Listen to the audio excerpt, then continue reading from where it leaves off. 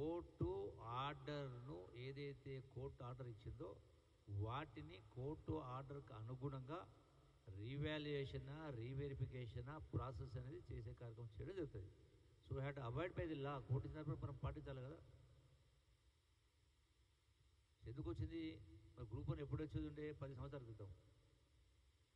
So ఇవన్నీ చేస్తూ ఉన్నారు. Next anybody else?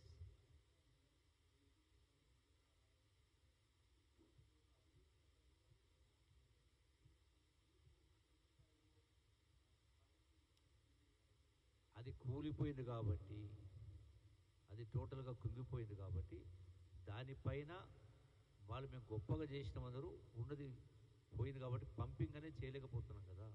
సో దానిపైనే విచారణకు ఇవ్వడం జరిగింది. ఆ విచారణ ప్రకారం గోల్స్ కమిషన్ రిపోర్ట్ ప్రకారం ముందుకెళ్ళే కార్యక్రమం జరుగుతూ ఉంది.